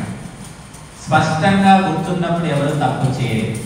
అందుకని ధ్రువా స్మృతి, ఎప్పుడైతే నీ స్మృతి శక్తి నిశ్చలంగా ఉంటుందో సర్వగ్రంథీనాం విప్రమోక్షః, అన్ని గ్రంథులు కూడా నశించిపోతాయి. గ్రంథులు అంటే కామము, క్రోధము, లోభము, మోహము, ఇట్లాంటివన్నీ కూడా నశించిపోతాయి అనేది. అన్నిటికీ మూలం ఆహారం అని చెప్పారు. కాబట్టి అందరూ కూడా సాత్విక ఆహారము స్వీకరించడానికి ప్రయత్నం చేయాలి. రాజసిక తామసికమైతే ఎవరు తినరండి, తినేవాళ్ళు ఎవరు ఇక్కడికి రారు. ఇంకా రాజసిక ఆహారం ఒకటి ఉంది. ఇంకా రాజసిక ఆహారము కూడా తగ్గించుకోవాలి. ఎవరికైతే 60 ఏళ్ళు దాటాయో, మనవడి మొహం చూశారో వాళ్ళు రాజసిక ఆహారం తగ్గించుకోవడం ఉత్తమండి. రాజసికం అంటే మనకు ఉల్లి, వెల్లుల్లి, వేపుళ్ళు, నూనెతో చేసిన పదార్థాలు, తర్వాత పచ్చళ్ళు, ఉప్పు కారం ఎక్కువ వేసిన పదార్థాలు, ఇవన్నీ రాజసిక ఆహారం. ఆయిల్ ఫుడ్ అంటాం. ఇవి తగ్గించుకుంటే శరీరం తేలిగ్గా ఉంటుంది, మనసు కూడా తేలిగ్గా ఉంటుంది. మనకు మంచి సత్సంగం మీద అభిరుచి ఏర్పడుతుంది. ధ్యానము, ధారణ ఇవన్నీ కూడా కుదురుతాయి. ఈ ఆహారాన్ని కంట్రోల్ పెట్టుకోకుంటే మాత్రం ఏదో చేస్తూ ఉంటాం, నడుస్తూ ఉంటుంది, అంతవరకే కానీ ప్రోగ్రెస్ అనేది ఉండదు. నేను చాలాసార్లు వృద్ధాశ్రమాలకు కూడా వెళ్ళి చెప్తూ ఉంటాను. మా అంకాపూర్లో కూడా 2 వృద్ధాశ్రమాలు ఉన్నాయి. ఏదో పెద్దవాళ్ళు ఆలయాల దగ్గరికి మనమే వెళ్ళి చెప్దామని సత్సంగం వెళుతూ ఉంటాను. అక్కడ బోర్డు రాసి ఉంటుంది, నేను రోజు పొద్దున టిఫిన్ ఏంటి, మధ్యాహ్నం భోజనం, సాయంత్రం భోజనం, బుధవారం ఏంటి, శుక్రవారం ఏంటి అన్నీ రాసి ఉంటాయి. ఆ రాసిన లిస్టు చూస్తే ఆ కూరగాయలు ఏవి కూడా వృద్ధులు తినదగిన కూరగాయలు కావు. వృద్ధులు తినకూడదు. ఎందుకంటే వృద్ధాప్యం లోపల వాతము అధికంగా ఉంటుంది, యవ్వనం లోపల పిత్తము అధికంగా ఉంటుంది, బాల్యం లోపల కఫము అధికంగా ఉంటుంది. కాబట్టి వృద్ధాప్యంలో వాతాన్ని కలిగించే ఆహారం తీసుకోకూడదు, వాతాన్ని తగ్గించే ఆహారం తీసుకోవాలి. కానీ ఆ లిస్టులో చూస్తే అన్ని వాతం కలిగించే ఆహారం ఉంటాయి. అది తిని కాళ్ళు, చేతులు, కొంకలు పోవడము, తిమ్మిళ్ళు రావడము, పక్షవాతం రావడము, ఇలాంటి రకరకాల సమస్యలు వస్తాయన్నమాట. ఎవరు చెప్పాలి వాళ్ళకు? ఎవరికి తెలియదు. ఆయుర్వేదము తెలియదు, కనీసం ఆహార నియమాలు తెలియదు, ఏమీ తెలియదు. అలాంటి వాళ్ళు లక్షలు, కోట్ల మంది ఉన్నారు. బట్ మనము మోక్షం పొందడం దేవుడు ఎరుగు, ఈ బతికున్నప్పుడు ఈ ఆరోగ్యంగా ఆనందంగా ఆయుష్తో బతకడం వరకు నేర్చుకున్న చాలా అనిపిస్తూ ఉంటుంది. వాళ్ళకి ఏం చెప్తాం మనం? కాబట్టి రుచిగా ఉండాలని చెప్పేసి నూనెలు బాగా పోసి పెడుతూ ఉంటారు వాళ్ళకి. అంటే తొందరగా పోతారు అనుకోండి, అది రుచిగా ఉంటాడు దేవుడు, తొందరగా చనిపోతారు. అంటే మనం ఎంత జాగ్రత్తగా ఆహారం తీసుకుంటామో మన జీవిత లక్ష్యాలను కొంతైనా సాధించగలుగుతాం. అంటే ఏవి? స్వర్గము, మోక్షము. వీటిని సాధించాలి అంటే ఇది గౌరవంగా తీసుకోవాలి. ఆహారం ప్రధానం కాదండి. నువ్వు పెట్రోల్ బండిలో పోతావా, డీజిల్ బండిలో పోతావా, లేకుంటే గ్యాస్ బండిలో పోతావా అనేది కాదు, ఎక్కడికి పోతున్నావు అనేది ముఖ్యం. అలాగా మనము ఆహారము ప్రధానం కాదు, ఆహారం తిన్న తర్వాత మన లక్ష్యం ఏమిటి, మనం ఏం చేస్తున్నాం, ఎక్కడికి వెళుతున్నాం అనేది చాలా ముఖ్యమైనటువంటి. ఇక ఈ ఆహార విషయంలో జ్ఞానం లేకపోవడం వల్ల అనేక అనర్థాలు జరుగుతున్నాయి. చిన్న వయసులోనే రోగాలు వస్తున్నాయి. చిన్న వయసు 20 ఏళ్ళు రాకముందే అల్సరు, క్యాన్సరు, గ్యాస్ ట్రబుల్, రకరకాల సమస్యలు అంటే పిల్లలకి. కాబట్టి ఆహారం ఒక్కటి చెప్పకపోవడం వల్ల వాళ్ళకి సైన్స్లో లేదు, సోషల్ స్టడీస్లో లేదు, ఎక్కడా లేదు. ఏమి తినాలో అనేది లేదండి. కాబట్టి భారతీయులు ప్రపంచాన్ని శాసించాలి అంటే ముందు బుద్ధిని కంట్రోల్లో పెట్టుకోవాలి. ఈనాడు సైకాలజీ అంటున్నాము, సైకియాట్రిస్టులు అంటున్నాము, సోషియాలజీ అంటున్నారు, రకరకాలైనటువంటివి ఉన్నాయి. ఇంతవరకు మనసు అంటే ఏమిటో వాళ్ళకి తెలియలేదండి. మనసు ఏమిటో వాళ్ళకి తెలియదు. నిద్ర అంటే ఏమిటో డెఫినేషన్ లేదు. ఆకలి అంటే ఏమిటో డెఫినేషన్ లేదు. మహర్షులు చెప్పారు సూక్ష్మ దృష్టితో మనసు అంటే ఏమిటి, ఆ మనసును ఎలా అదుపులో చేసి పెట్టుకోవాలి, ఆరోగ్యాన్ని ఎలా కాపాడుకోవాలి, అందుకు ఏం చేయాలి అన్నీ చెప్పారు. వాళ్ళు వినేవాళ్ళు లేడు, ఆచరించేవాళ్ళు లేరు. కనుక మన ధర్మ గ్రంథాలు కేవలము ఏదో మత గ్రంథాలు కాదండి, అందులో అన్నీ ఉన్నాయి. మానవుడు బాగుపడడానికి అవసరమైనటువంటి అనేక విషయాలను రకరకాల కోణాలలో వారు తెలియజెప్పారు. మొన్నటిదాకా మనం అందరం కూడా నేను ఈరోజు కేవలం ఈ ఆహారం గురించి మాట్లాడాలనుకున్నాను. మీకు ఏమైనా అభ్యంతరమా? అనేక విషయాలు ఉన్నాయి. ఎందుకంటే ఆహారం అనేది మన జీవితాలను శాసించేది. ఆ విషయంలో అవగాహన చాలా మందికి లేదు. మధ్య కొంతమందికి తెలివి వచ్చేసి మట్టి పాత్రలు తెచ్చుకొని తింటున్నారు. మట్టి పాత్రలలో తిన్న వాళ్ళకు డయాబెటీస్ రాదని చెప్తున్నారు. డయాబెటీస్ ఉంటే కూడా తగ్గిపోతుందని చెబుతున్నారు. ఇత్తడి పాత్రలో తినేవాళ్ళు, ఇత్తడి పాత్రలో తిన్నప్పుడు ఎవరికి మోకాళ్ళ నొప్పులు లేవండి. ఇత్తడి పాత్రల వల్ల మనకు మెటాలిక్ ఎనర్జీ అంటాం, ధాతు శక్తి లభించేది. ఇప్పుడు అల్యూమినియం, రబ్బరు, ప్లాస్టిక్, ఇంకా లేకపోతే స్టీల్. స్టీల్ అనేది ఇనుము యొక్క రూపమే కాబట్టి పెద్ద ఇబ్బంది లేదు. కానీ ప్లాస్టిక్, రబ్బరు, అల్యూమినియం మాత్రం చాలా డేంజర్. వాడుతున్నారు విపరీతంగా. కుక్కర్లు కానీ ఏవైనా అల్యూమినియం కుక్కర్లు. బట్టి పాత్రలు కానీ, పదార్థాలు కానీ, వండే విధానము కానీ, ఆలోచన కానీ ఏది మార్చుకోకుండా మనం ఏదో ఆధ్యాత్మికంలో ఉన్నాము అనుకుంటే అది ఒక భ్రమ, ఒక మాయ, మోసం, ఆత్మవంచన. బట్టి మార్చుకోండి. వీలైనవి, మరీ తల కిందికి కాళ్ళ మీదకి చేసేంత కఠినమైనవి ఏమీ లేవండి. కొన్ని మనం మార్చుకుంటే ఆరోగ్యంగా జీవిస్తాము, సమస్యలు తగ్గిపోతాయి. తగ్గిపోయిన కొద్దీ ఆధ్యాత్మిక సాధన చేయగలుగుతాం. సమస్యలు ఉన్న వ్యక్తి ఏం చేయలేడండి, కనీసం కూర్చోలేడు. బట్ శారీరక సమస్యలు, కుటుంబ సమస్యలు, మానసిక సమస్యలు అన్నీ తగ్గాలంటే మనము మార్పులు చేసుకోవాలి. అందుకే మనము అగ్ని, జఠర అగ్ని మన శరీరంలో, అగ్నిహోత్రంలో మనం ఆహుతులు వేస్తాం. ఆ అగ్నిహోత్రం కూడా రాజసికము, తామసికము, సాత్వికం అని చెప్పారు. ఈ అగ్నిహోత్రంలో కూడా మన తామసిక పదార్థాలు, రాజసిక పదార్థాలు వేస్తే అటువంటి ఆలోచనలే వస్తాయి. సాత్విక పదార్థాలు తిన్నవాడు నిమ్మలంగా ఉంటాడు, ప్రశాంతంగా ఉంటాడు, ఎవరికి నష్టం కలిగించాడు, తాను నష్టపోడు. బట్టి మనము సాత్విక ఆహారము, ఈ 60 ఏళ్ళు దాటిన వాళ్ళు ఈ రాజసిక, తామసిక ఆహారం వదిలేసుకోవడం మంచిది. దానివల్ల వాళ్ళు చాలా ప్రశాంతంగా ఉంటారు. వాళ్ళ వల్ల ఇతరులకు సమస్యలు రావండి. చాలా చోట్ల వృద్ధుల వల్ల సమస్యలు వస్తున్నాయి ఇంట్లో. ఎందుకు వస్తున్నాయంటే దేంట్లో కల్పించుకోవాలి, ఏది అవసరము అనేది తెలియకుండా ప్రతి దాంట్లో కల్పించుకోవడం, బోడి సలహాలు ఇవ్వడం, ఇవన్నీ. దానివల్ల కుటుంబంలో వృద్ధులు ఉండాలని ఎవరు కోరుకోవడం లేదు. పోతే బాగుండు, పోతే బాగుండు, ఎక్కడైనా వెళ్ళిపోతే అంటే పైకి పోవడం కాదండి, వృద్ధాశ్రమం ఎక్కడైనా పోతే బాగుండు అనుకుంటున్నాను. కనుక మనం ఎంతవరకు ఉండాలో అంతవరకే ఉండాలి. ఎప్పుడు చెప్పాలో అప్పుడే చెప్పాలి. జానన్నపి మేధావి జడవద్లోక ఆచరేత అన్నారు. అన్నీ తెలిసి కూడా ఒక మేధావి కూడా ఏమీ తెలియని ఒక పిచ్చివాడు లాగా ఉండాలి. నాకు అంతా తెలుసు, రామయ్య రామయ్య రా కూర్చొని చెప్తాను అనకూడదు. ఎవరు యోగ్యత ఉందో, ఎవరికి జిజ్ఞాస ఉందో వాళ్ళకే చెప్పాలి. అది ఎవరు మేధావి కూడా. నేను మేధావిని రోడ్డు మీద కూర్చొని పోయే వాళ్ళందరికీ చెప్తే కుదరదు. ఇక్కడ నేను చెప్తున్నాను, మీరు అందరూ పెట్టున్నారు, బయటికి వెళ్ళి బయట తీసుకొని కూర్చొని చెబితే పని పడలేదనుకుంటారు. కాబట్టి వృద్ధులు కూడా బుద్ధిని ఉపయోగించుకొని ఎప్పుడు ఎక్కడ ఎలా మెలగాలో తెలుసుకోవాలి అవస్థను బట్టి. అలా తెలుసుకోకపోవడం వల్లనే సమస్యలు వస్తున్నాయి. వృద్ధుల వల్ల రావట్లేదండి, వాళ్ళ వ్యవహారం వల్ల వస్తున్నాయి సమస్యలు. వ్యవహారాన్ని ఎప్పుడు మార్చుకుంటారు? ఇలాంటి సత్సంగాలకు వస్తూ ఉంటే మెల్లిగా తెలుస్తుంది. కాబట్టి మనము జీవితంలో సుఖశాంతులు పొందాలి అంటే టెక్నాలజీ, సైన్స్, డబ్బులు, అధికారాలు ఇవన్నీ సరిపోవండి. అన్నిటికంటే ప్రధానమైనటువంటిది ఆధ్యాత్మిక పరిజ్ఞానము. అది ఉన్న వ్యక్తి ఏమీ లేకపోయినా ప్రశాంతంగా ఉంటాడు. అవి లేని వ్యక్తి అన్నీ ఉండి కూడా అలమటిస్తూ ఉంటాడు. అందుకు ఎన్నో ఉదాహరణలు మన నిత్య జీవితంలో చూస్తూ ఉన్నాం.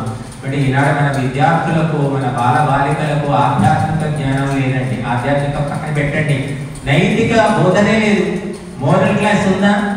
మోరల్ క్లాస్ అని చెప్తున్నారు ఏమైనా స్కూళ్ళలో? ఏమీ లేదు, కేవలం మార్కుల చదువు. అందుకే పిల్లల ప్రవర్తన భయంకరంగా తయారై చాలా మంది తల్లిదండ్రులు పిల్లలు తీసుకెళ్లి హాస్టల్లో వేస్తున్నారు. ఎందుకంటే వాళ్ళ ప్రవర్తన భరించేటట్లు లేదు. దీనికి మూలం ఏంటంటే ఆధ్యాత్మికము కంటే కూడా నైతిక విలువలు అనేవి చదువులో లేవు. మరి నైతిక విలువలు లేకుండా వాడు ఏం సాధిస్తాడు చెప్పండి? కాబట్టి మనం అందరం కూడా మన దేశము అత్యున్నత స్థాయికి పోవాలి అంటే మొట్టమొదలు మనం మారాలి.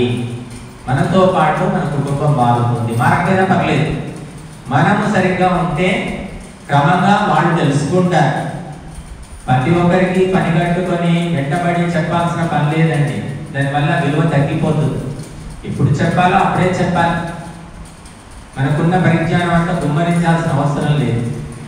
కనుక మనం ఆహార విషయంలో చాలా జాగ్రత్తగా ఉండాలి. ఈ పాత్రలు కానివ్వండి, ఆహారం, మళ్ళీ ధాన్యాలు, ఈ మధ్య తృణధాన్యాలు అంటున్నారు, అవన్నీ చాలా చెప్తూ ఉన్నారు.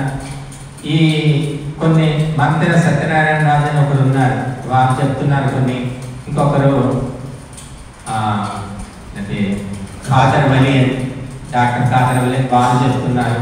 ఇంకొకరు ఉన్నారు రామకృష్ణ, ఏదో రామకృష్ణ ఆయన పేరు, ఆయన ఒకరు చెప్తున్నారు. అయితే మీ అందరికీ ఒక విషయం అండి, మీరు చెప్పేవి మీరు అందరూ చాలా మంది విని ఉంటారు కూడా. కానీ మీ అందరూ నేను ఒక ప్రశ్న అడుగుతున్నాను. వీళ్ళు చెప్పే దాంట్లో ఎక్కడైనా మేము ఈ మాటలు, ఈ నియమాలు, ఈ సూత్రాలు ఆయుర్వేదంలో ఫలానా గ్రంథం నుంచి చెప్తున్నాము, ఫలానా మహర్షి చెప్తే చెప్తున్నామని ఏమైనా చెప్పారు ఎప్పుడైనా? ఒక్క మహర్షి పేరు తీసుకోలేదు, ఒక ఆయుర్వేద గ్రంథం పేరు తీసుకోలేదు. ఎందుకు తీసుకోలేదంటే వాళ్ళ సొంత కబుర్లు చెప్తున్నారు వాళ్ళు. అవి మంచివా చెడ్డవా, వాటి పరిణామము లాభమా నష్టమా అనేది వాళ్లకు మీకే తెలియాలి. ఎందుకంటే ఆయుర్వేదంలో మహర్షులు శాశ్వతమైన సత్యాలు చెప్పారు, వ్యక్తిగత సత్యాలు చెప్పలేదు. వాళ్ళు తాత్కాలిక సత్యాలు చెప్పలేదు, శాశ్వతమైన విషయాలు చెప్పారు. అటువంటి ఆయుర్వేదానికి విరుద్ధమైన విషయాలు కూడా ఎన్నో చెప్తూ ఉన్నారు. వాళ్ళు మంచివి కూడా చెప్తూ ఉండవచ్చు. కాబట్టి మన మహర్షుల యొక్క పరంపరను పక్కన పెట్టేసి నేను ఇప్పుడు కొత్తగా కనుక్కున్నాను, నాకు తెలిసిపోయింది, నేనే చెబుతున్నాను, ఎవరికీ తెలియదు అని చెప్తే మాత్రం అది అబద్ధం అండి. గుర్తుపెట్టుకోండి, ఆధ్యాత్మికం కావచ్చు, ఆయుర్వేదం కావచ్చు, ఏదైనా కావచ్చు. కనుక మహర్షులు ఏం చెప్పారు? ఆవు పాలు, ఆవు నెయ్యి, ఆవు మజ్జిగ, ఆవు వెన్న ప్రపంచంలోకెల్లా శ్రేష్టమైన పదార్థాలు అన్నారు. వీళ్ళు ఏం చెబుతున్నారు? పాలే తాగొద్దు, మజ్జిగే తాగొద్దు, ఇంకా ఏమేమో చెబుతున్నారు, అక్కడంతా తెలియదు. అంటే మీరు ఒక్కటి గుర్తుపెట్టుకోండి, ఆయుర్వేదానికి అనుకూలం ఉందా వ్యతిరేకం ఉందా? అంటే మీకు ఆయుర్వేదం తెలిస్తే కదా అనుకూలం ఉందో వ్యతిరేకం ఉందో. ఇక ఎవరికి ఏది నచ్చితే అది చేస్తున్నారు, తర్వాత నష్టపోయిన తర్వాత ఏమీ లాభం లేదు. ఇప్పుడు మీ అందరికీ నేను చెప్పేది ఒకటి, ఆయుర్వేద గ్రంథాలు చదవండి. లేకపోతే ఆ గ్రంథాలు చదివి రాసినటువంటి పుస్తకాలు కూడా ఉన్నాయి, అవి తెలుసుకోండి. దినచర్య, ఋతుచర్య అని 2 ఉన్నాయి, రాత్రి చర్య 3 ఉన్నాయి మనకి. తర్వాత స్వస్థ వృత్తం 4 చెప్పారు మహర్షులండి. దినచర్య అంటే ఉదయం లేచినప్పటి నుంచి రాత్రి పడుకునే వరకు ఏం చేయాలి స్పష్టంగా చెప్పేశారు. ఋతుచర్య అంటే 6 ఋతువులు ఉన్నాయి మనకు. వసంత ఋతువు, గ్రీష్మ ఋతువు, శిశిర ఋతువు. ఏ ఋతువులో ఎటువంటి ఆహార విహారాలు చేయాలి అది చెప్పేశారు. రాత్రి చర్య నైట్ 6 దాటిన తర్వాత రాత్రిపూట ఏం తినాలి, ఎలా ఉండాలి అని చెప్పారు. తర్వాత స్వస్థ వృత్తము. స్వస్థ వృత్తం అంటే ఆరోగ్య సూత్రాలు, బాలలు, వృద్ధులు, యువకులు ఎలా ఉండాలి అది చెప్పారు. అన్నీ చెప్పారు వాళ్ళు. అవన్నీ నేను చెప్తే ఇక్కడ ఆయుర్వేద తరగతి అవుతుంది. కాబట్టి ఈరోజు నేను ముఖ్యంగా ఆహారం గురించి చెప్తున్నాను. కాబట్టి మీరందరూ కూడా ఎవరు చెప్పినా సరే ప్రమాణం ఉందా లేదా ఆలోచించండి. ప్రమాణం లేకుండా నాకు తెలిసిందంటే నేనే కలుపుకున్నాను అంటే మహర్షులు మొక్కుల శాశ్వత సత్యాలండి. ఆయుర్వేదంలో నూనె అంటే నువ్వుల నూనె అని చెప్పారు. పామోలిన్ లేదు, సన్ఫ్లవర్ లేదు, మళ్ళీ రైస్ బ్రాన్ ఆయిల్ అంటున్నారు, అది ఏమీ లేవని. అవి మంచివైతే ఆనాడు లేవా? ఆనాడు వరి పొట్టు లేదా? ఆనాడు సన్ఫ్లవర్ గింజలు లేవా? కొత్తగా ఈనాడు పుట్టాయి అవన్నీ అప్పటి నుంచి ఉన్నవే. మరి అప్పటి నుంచి ఉన్నప్పుడు మహర్షులు ఎందుకు వాటిని నిర్దేశించలేదు? అదొకటి ఆలోచించండి. నువ్వుల నూనె ఒకటే నూనె, పల్లి నూనె కూడా ఆయుర్వేదంలో చెప్పలేదండి. ఇక మనం నార్త్కి వెళ్తే ఆవాల నూనె వాడతారు, అది ఎక్కడ చెప్పలేదు. ఆవాల నూనె అసలు వాడనే కూడదు, అది బాగా వేడి చేస్తుంది. వాడితే సరే, నువ్వుల నూనె పడకపోతే మనకు ఈ నెయ్యి, ఆవు నెయ్యితో తాలింపు వేసుకొని తినవచ్చు. మరి కేరళకి వెళ్తే మనం కొబ్బరి నూనె వాడుతూ ఉంటారు. సరే, ఈ కొబ్బరి నూనె కూడా పెద్ద నష్టమే లేదు, అది సాత్వికమే, అందరికీ పడవచ్చు పడకపోవచ్చు. కానీ కొత్తగా కనిపెట్టినటువంటి నూనెల వల్ల కొత్త రోగాలు వస్తున్నాయి, మీరు గమనించుకోండి. కాబట్టి సాంప్రదాయకంగా పరంపరగా మన మహర్షులు చెప్పినటువంటి ఆ పద్ధతి ప్రకారం నడుచుకుంటే అనేక రోగాలు పోతాయి, సమస్యలు పోతాయి. కాబట్టి మీరందరూ కూడా ఆలోచించండి. నేను చెప్పాను, ఫలానా ఇంకెవరో చెప్పారని కాకుండా ఎంతవరకు శాస్త్ర అనుకూలము, ప్రామాణికం అనేది ఆలోచించాలి. మీకు తెలిసినంత వరకే ఆలోచించండి. అప్పుడే మనము సత్యాసత్యాలు తెలుసుకుంటాము. సత్య మార్గంలో వెళితే విజయం అనేది లభిస్తుంది. కాబట్టి ఈనాడు రకరకాలైనటువంటి సలహాలు, సూచనలు, ప్రయోగాలు చేస్తూ ఉన్నారు. మనుషుల ఆరోగ్యాలతో చెలగాటమాడుతూ ఉన్నారు. బట్ ఇది మీరు గమనించుకోండి. చెప్పిన ప్రతి ఒక్కరూ చెప్పేవారి ఉద్దేశం మంచిది కావచ్చేమో, కానీ ఆ చెప్పిన సలహా మంచిది అవ్వాలని ఏమీ లేదండి. అందుకే తస్మాత్ శాస్త్రం ప్రమాణంతే కార్యాకార్య వ్యవస్థితో అని గీత చెబుతోంది. కార్యము అకార్యము, కర్తవ్యము అకర్తవ్యము తెలుసుకోవాలంటే శాస్త్రమే ప్రమాణం.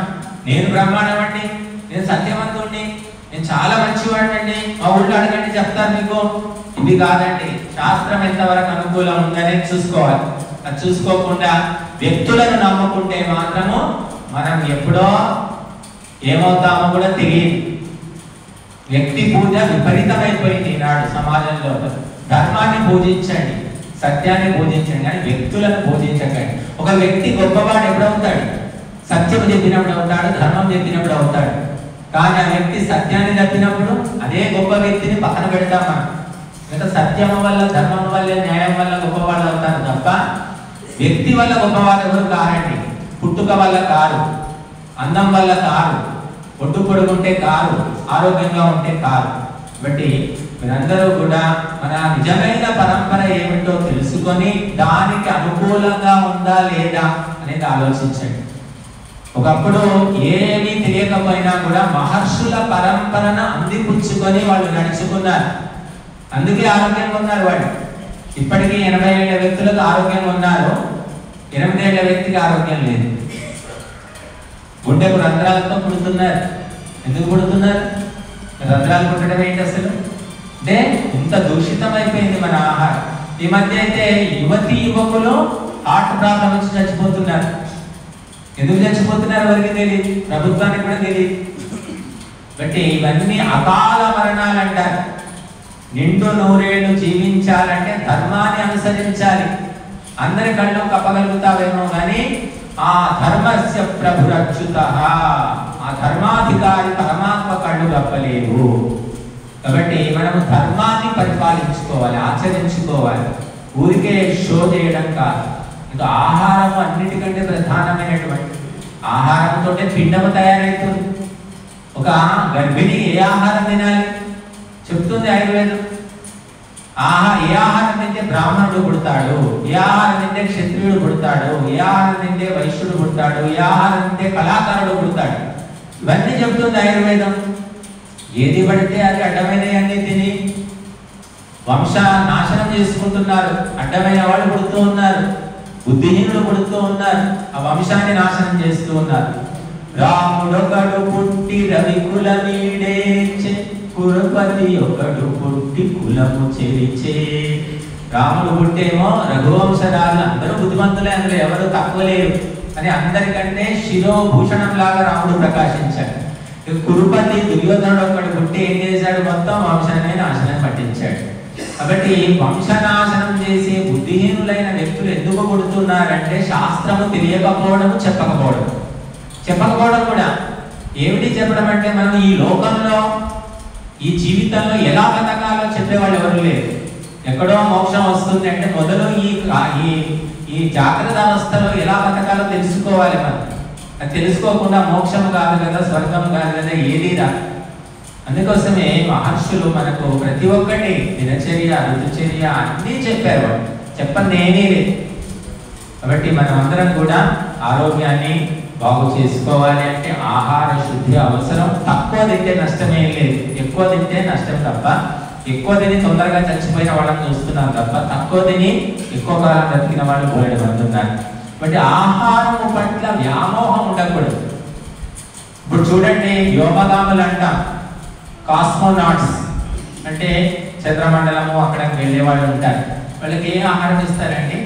మనం తినే ఆహారమే ఇస్తారా వాళ్ళకు?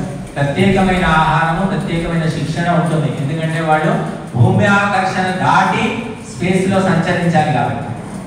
కాబట్టి అలా ప్రత్యేకమైన తర్ఫీదు, అభ్యాసం ఉంటుంది. అలాగే ఎవరైతే ఆధ్యాత్మిక సాధన చేయాలనుకుంటారో వాళ్ళకు కూడా అటువంటి ఒక ప్రత్యేకమైన విధి విధానాలు ఉన్నాయి అని శాస్త్రాలు చెబుతూ ఉన్నాయి. కాబట్టి వీటిని అనుసరిస్తేనే మనము ఆధ్యాత్మిక ఉన్నతిని సాధించగలుగుతాము. ఆధ్యాత్మిక ఉన్నతి సాధించిన వ్యక్తి 1,00,000 మందిలో కూడా సంతోషంగా ఉంటాడు. ఒంటరిగా ఉంటే కూడా అంతే సంతోషంగా ఉంటాడు. వీడు లేడు, వాడు రాలేదు, వాడు చూడలేదు, వీడు పట్టించుకోలేదు, ఎవరు రాలేదు, ఒక్కరున్నా సరే మనకు అదే సంతోషంతో అదే ప్రవచనం చెప్పాలి. ఎవరు రాకపోయినా ఒక్కరు శ్రద్ధావంతుడున్నా చాలు మనకు. కనుక ఆధ్యాత్మిక ఉన్నతి అనేది చాలా సూక్ష్మమైనటువంటి విషయం. కాబట్టి మీరందరూ కూడా వ్యక్తిగతంగా ఆధ్యాత్మిక ఉన్నతిని సాధించామా, సాధిస్తున్నామా అనేది లెక్క వేసుకోండి, పరీక్షించుకోండి. అది సాధించిన వ్యక్తి ఎంతమందిలోనైనా సుఖశాంతులతో ఆయురారోగ్యాలతో ఉంటాడు తప్ప బయటి ప్రభావానికి, బాహ్య ప్రభావానికి లోను కాడు. కాబట్టి ఆంతరిక ప్రయాణం చేయాలంటే ప్రత్యేకమైనటువంటి, మనకు గీతలో కూడా చెప్పారు, యుక్తాహార విహారస్య యుక్త చేష్టస్య కర్మసు యుక్త స్వప్నావబోధస్య యోగో భవతి దుఃఖః. అంటే గంట సేపు చేస్తే యోగము, మిగతా 23 గంటలు ఏం చేయాలి అంటే చెప్తోంది యుక్తాహార విహారాస్ యుక్త చేష్టస్య కర్మసు. అన్ని కర్మలు కూడా యుక్తంగా, సంయమనంగా, బ్యాలెన్స్ గా ఉండాలి. యుక్త స్వప్న అవబోధం, మేలుకోవడము, పడుకోవడం అన్నీ కూడా యుక్తంగా, బ్యాలెన్స్ గా ఉంటే అప్పుడు అది యోగం అవుతుంది అని చెప్తుంది గీత. గంట సేపు చేసింది యోగం కాదమ్మా.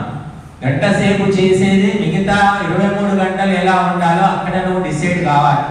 కానీ గంట సేపు చేసి మిగిలిన 23 గంటలు కూడా విచ్చలవిడిగా తిరగడం కాదు. కాబట్టి నేర్చుకోవాలనుకుంటే, తెలుసుకోవాలంటే వేదాలు, ఉపనిషత్తులు కూడా అవసరం లేదు. ఒక భగవద్గీత సరిగ్గా చదివి అర్థం చేసుకున్నా సరిపోతుంది మనిషి బాగుపడ్డానికి. అందుకే ఈ గీతలోనే చెప్తారు ఒక చోట ఎక్కడ గీతా మహాత్మ్యం అని చెప్పేసి ఏమిటి, ఒక అధ్యాయం చదివినా వాళ్ళకి ఎంతో పుణ్యం వస్తుంది, ఫలానా లోకానికి వెళ్తాడు. ఒక అధ్యాయం చాట కాలేదు, ఒక శ్లోకం చదవండి చాట కాలేదు, ఒక పాదం చదవండి అది చాట కాలేదు, ఒక అక్షరం చదువుకోండి అయినా మీకు మంచి జరుగుతుందని చెప్తూ ఉంటుంది. అంటే ఇక్కడ ఏమిటంటే మనం సూక్ష్మంగా వెళితే ఏ ఒక్క పదం స్థిత ప్రజ్ఞస్య కా భాష, స్థిత ప్రజ్ఞ 4 అక్షరాలండి, దాని గురించి తెలుసుకొని ఆ స్థిత ప్రజ్ఞ లక్షణాలను అలవర్చుకుంటే జీవితం ఎంతో సుఖవంతం, మోక్షాన్ని కూడా చేరుతాం. యోగి 2 అక్షరాలు, యోగి అంటే తెలుసుకోండి, యోగాన్ని అనుసరించండి, జీవితం ధన్యమైపోతుంది. అంటే మహర్షులు చెప్పారంటే గాలి మాటలు కాదు, వాళ్ళు ఎంతో సూక్ష్మంగా ఆలోచించి చెప్పారు కనుక భగవద్గీత మొత్తం 700 శ్లోకాలు మాకు రావండి అని బాధపడాల్సిన పని లేదండి. దీని సారం ఏమిటో తెలుసుకొని దాన్ని మనము అనుసరించాలి, అన్వయించుకోవాలి, అప్పుడు జీవితం ధన్యమవుతుంది. కనుక మరి మీరందరూ కూడా ఆహారంలో ఇంకా నియమాలు, ఆ నూనెలు కావచ్చు, పాత్రలు కావచ్చు, పదార్థాలు కావచ్చు, ఏవైనా మన శరీరానికి అనుకూలంగా ఉన్నాయా లేవనేది ఒకటి చూసుకోండి. వాత పిత్త కఫాలు ఈ 3 ఉంటాయి. కొందరి వాత శరీరం ఉంటుంది, కొందరి కఫ శరీరం ఉంటుంది, కొందరి మిశ్రిత శరీరం ఉంటుంది. అది గమనించుకొని అటువంటి ఆహారం తీసుకోవాలి తప్ప నలుగురితో పాటే నారాయణ 10గురితో పాటే గోవింద అంటే మాత్రం అనేక ఆరోగ్య సమస్యలు వస్తాయి. ఆరోగ్య సమస్యలు వచ్చిన ఏ వ్యక్తి కూడా దైవ చింతన చేయలేడు, ధర్మ కార్యాలు చేయలేడండి. చాలా మంది యజ్ఞం చేద్దామంటే రండి నేను కూర్చోలేవండి, ఒక నడుములు వస్తాయి. సరే కుర్చీలో కూర్చొని చేద్దామమ్మా పర్వాలేదు, కుర్చీలో కూడా ఎక్కువసేపు కూర్చోలేవండి, ఒక గంట సేపు వరకు కూర్చుంటాం అంటారు.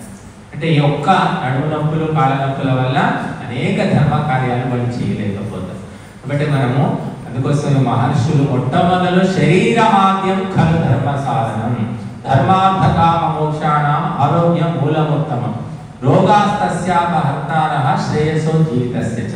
కాబట్టి ఈ శ్రేయస్సును, జీవితాన్ని ఈ రోగాలని అపహరిస్తున్నాయి కాబట్టి ధర్మార్థ కామ మోక్షాల సాధనకు కూడా ప్రతిబంధకం అవుతున్నాయి. కాబట్టి ఈ శరీరాన్ని మనం జాగ్రత్తగా కాపాడుకోవాలి.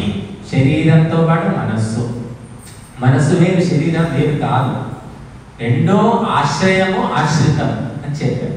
కాబట్టి ఆ శరీరంతో పాటు మనస్సు, మనస్సుతో పాటు శరీరము రెండింటినీ చక్కదిద్దుకున్నప్పుడే, బాగు చేసుకున్నప్పుడే మనము ఈ ఆధ్యాత్మిక జీవితంలో ఉన్నతిని సాధిస్తాం. లేకపోతే ఎక్కడున్నావే గొప్పలి అంటే వేసిన చోటే ఉన్న కప్పలి అన్నట్టు ఉంటుంది. కాబట్టి మహిళలైనా పురుషులైనా ఎవరైనా సరే ఆధ్యాత్మికతకు మహిళ పురుషుడు అనే భేదం లేదండి. పురుషుడు అనేది లోకల్లో మనం చెప్పుకునే అర్థం వేరు, ఆధ్యాత్మికంలో పురుషుడు అంటే అర్థం వేరు. ఈ సత్యం చాలా మందికి తెలియదు. పురుషుడు అంటే ఏదో గడ్డాలు వేసారంటే పురుషుడు అనుకుంటున్నారు. కానీ ఉత్తమ పురుషస్త్వన్యః, గీతలో కూడా మనం ద్వావిమౌ పురుషౌ లోకే, లేక పురుషుడు అంటే ప్రకృతికి కూడా పురుషుడు అని పేరు చెప్పారు. మరి భగవద్గీత చెప్తుంది మనకు జీవాత్మకు పురుషుడు అనే పేరు, పరమాత్మకు పురుషుడు అనే పేరు, ప్రకృతికి కూడా పురుషుడు అనే పేరు. 3 పురుషులు ఉన్నారు. కాబట్టి ఆధ్యాత్మిక అర్థాలు వేరు, లౌకిక అర్థాలు వేరు. కనుక ఆధ్యాత్మికంలో ఆత్మకు పురుషుడు అనే పేరు, శరీరానికి కాదు. కాబట్టి ఆధ్యాత్మిక సాధన ఎవరైనా చేయవచ్చు, ఎవరైనా ఉన్నతి సాధించవచ్చు.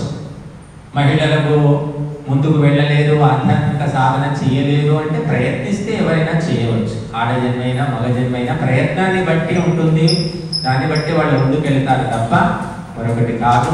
కాబట్టి మీరందరూ కూడా ఆహారంలో సూక్ష్మమైనటువంటి ఆ మార్పులు చేసుకొని మరి జీవితాన్ని చక్కదిద్దుకొని ముందుకు వెళ్తారని, ఆధ్యాత్మిక ఉన్నతిని సాధిస్తారని ఆశిస్తున్నాము.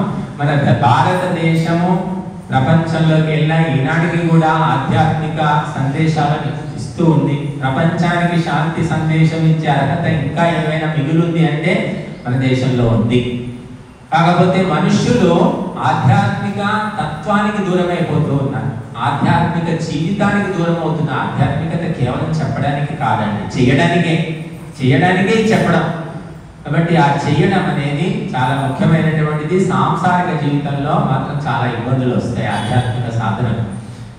వాటిని సామధాన భేద దండోపాయాలతో దానికి తెచ్చుకొని మనము బాగుపడి 10 మందిని బాగు చేయాలి. మరి మన రాబోయే తరానికి ఆధ్యాత్మిక విలువలను అందివ్వాలి. మనం అందిద్దామన్నా వాళ్ళు ఎవరు కనబడేటట్లేదు. మనకు ఎక్కడో హాస్టల్స్లోనో ఎక్కడో ఉంటారు వాళ్ళు. అందుకోసమే మాకు ఎప్పుడైనా సమయం దొరికితే హాస్టల్స్కు అక్కడికి వెళ్ళి కూడా నేను చెప్తూ ఉంటాను, ఎవరో ఒకరికి నెత్తికి ఎక్కిపోతుందా అని చెప్పి. కాబట్టి మన పిల్లలకు మనం ఆధ్యాత్మిక విషయాలు నేర్పడం చాలా కాకపోతే ఇటువంటి సత్సంగాలకు తీసుకొస్తే వాళ్ళు ఎంతో కొంత తెలుసుకుంటూ ఉంటారు. ఈ కనబడిందే ప్రపంచము, ఈ టెక్నాలజీయే ప్రపంచము, ఈ సెల్ ఫోనే ప్రపంచము, ఇంకా అంతకుమించి లేదని చాలా మంది భ్రమలో ఉన్నారు. బట్ ఈ టెక్నాలజీ అనేది కూడా కుప్పగూలిపోయే రోజు వస్తుంది. ఎవరేమి దానే గొప్పది అనుకోవాల్సిన పని లేదు. ఎన్నో గొప్ప సామ్రాజ్యాలు, నాగరికతలు అడ్రస్ లేకుండా పోయాయి. వాటి పేరు కూడా ఎవరికి తెలియదు. నవాబులు, సుల్తానులు, రాజాధిరాజులు ఏమయ్యారో ఎవరికి తెలియదు. బట్టి మనము దేన్ని కూడా చూసి విర్రవిగ్గకుండా భగవంతునికి, ధర్మానికి భయపడి మన యొక్క కర్తవ్య కర్మలు ఆచరించుకుంటూ వెళ్ళాలి. అందులో ముఖ్యంగా ఆరోగ్యము, దానికి మూలము ఆహారము. అప్పుడే మనము ఆధ్యాత్మిక ఉన్నతిని సాధించగలుగుతాం. కాబట్టి మీరందరూ కూడా ఆహార శుద్ధిని పాటించుకొని ఇంకా ముందుకు వెళ్తారు. సంకల్పం చేయండి. ఏదో ఒకటి ఎలాగో ఒకలా అయిపోయిందని కాకుండా ఇంకా తీవ్రంగా, సూక్ష్మంగా ఆచరించేందుకు ప్రయత్నం చేయండి. ఓం